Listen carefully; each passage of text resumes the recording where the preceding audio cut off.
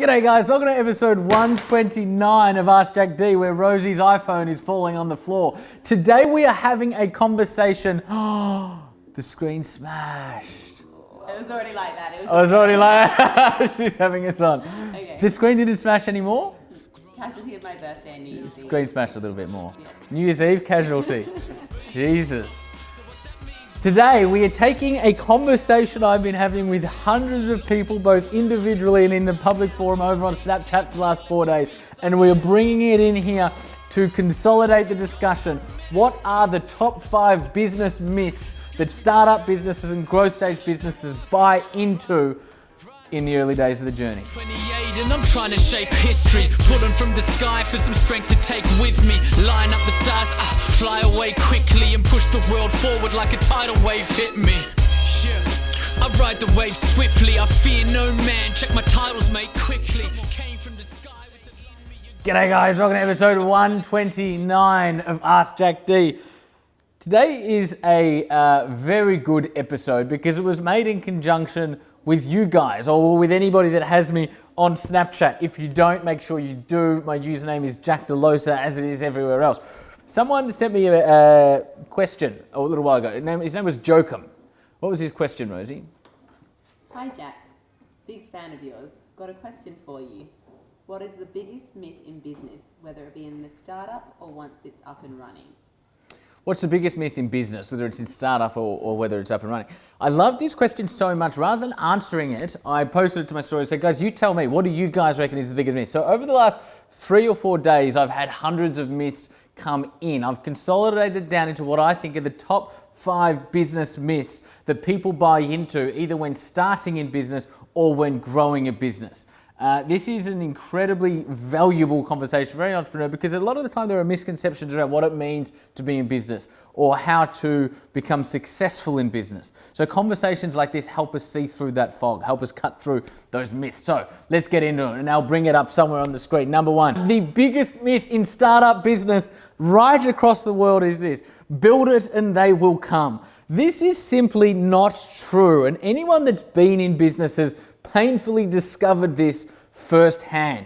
Build it and they will come comes from a philosophy whereby if I go into business, then I deserve to have customers. If I start a business, then I magically deserve to have capital. And if I can't find investment capital, then it's Australia's fault, or it's the Australian VC's fault, or it's the angel investment scene in Australia's fault. And if I don't feel supported, then it's the government's fault, right? It's called entitlement. And entitlement in business, particularly in the early days, but in any days, entitlement will fucking kill you. The beautiful thing about business is that you have to create everything. So build it and they will come? No.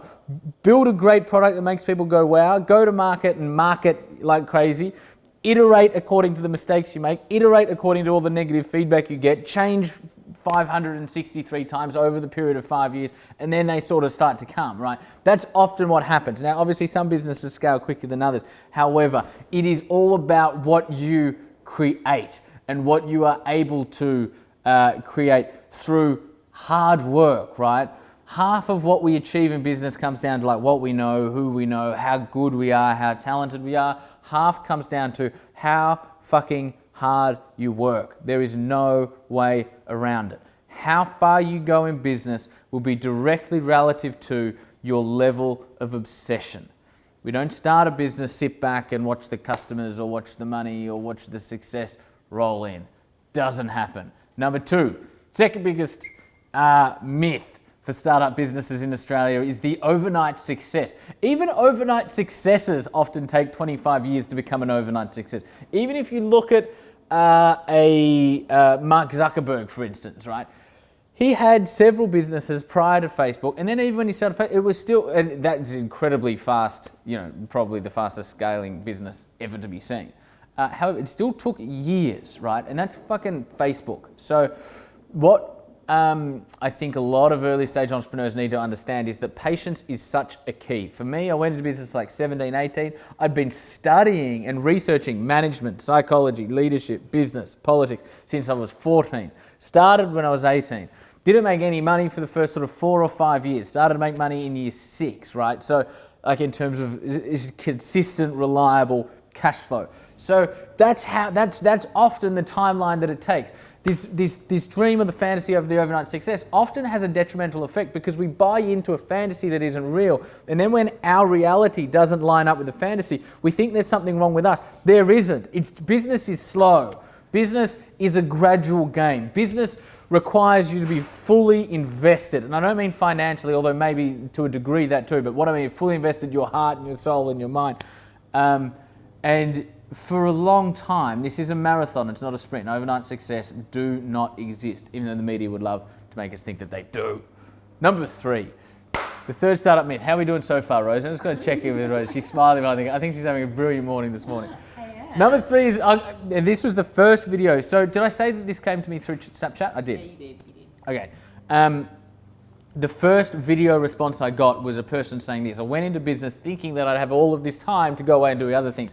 And I'm sure there's some instances where lifestyle businesses do free up the founder straight away to enjoy more time. However, 99.9% of the time, we give up as entrepreneurs working 40 hours a week so that we can start our own business and work 80 hours a week. Again, it will come down to how obsessed you are with what you do will determine how far you go, right?